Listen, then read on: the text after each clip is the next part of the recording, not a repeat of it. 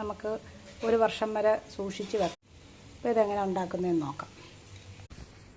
ഇന്ന് പരിചയപ്പെടുത്താൻ പോകുന്നത് എണ്ണ മാങ്ങയാണ്. കഴുകി അരിഞ്ഞ് വൃത്തിയാക്കി എടുത്തിട്ടുണ്ട്. ഇനി ഇത് നമുക്ക് ഒരു ഉരുളി അടുപ്പി വെച്ച് എണ്ണ ഒഴിക്കുക. ആ എണ്ണ ചൂടായി വരുമ്പോഴത്തേക്ക് നമുക്ക് മാങ്ങ ഇടും.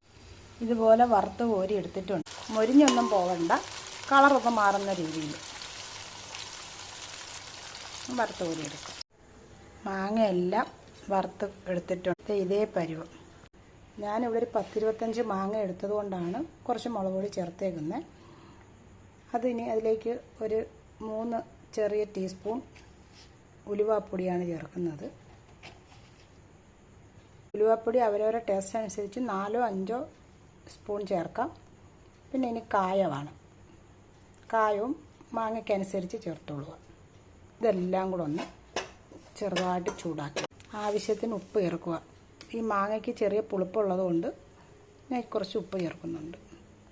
ചെറു തീയിൽ വിട്ട് വേണം ഇത് ചൂടാക്കി. ശകലം മഞ്ഞപ്പൊടിയും കൂടെ ചേർക്കുന്നു. എണ്ണയിൽ വറുത്ത് വെച്ചേക്കുന്ന മാങ്ങ ഇട്ട് കൊടുക്കാം. തീയാണെങ്കിൽ ലോ ഫ്ലെയിമിൽ വേണം വെച്ചേക്കാൻ. ചെറുതായിട്ട് നമുക്ക് ഇളക്കി യോജിക്കും. കുറച്ച് മാങ്ങ വറുത്ത എണ്ണ ശകലം ഒഴിക്കാം. കുറച്ച് നേരം ഇങ്ങനെ ഇളക്കി കൊടുത്തെങ്കിൽ മാത്രമേ ഇതേ കണക്ക് ആയി വരികയുള്ളൂ. അല്ല പൊടിയിട്ട് ഉടനെ അങ്ങ് ഇളക്കുമ്പോൾ ഇതേ കണക്കായി വരത്തില്ല. പിന്നെ മാങ്ങ വറുത്ത എണ്ണയാണ് ഇതിനകത്തോട്ട് ഒഴിച്ചതും. കുറച്ച് ഒഴിച്ചുള്ളൂ, തോനെയൊന്നും ഒഴിച്ചില്ല.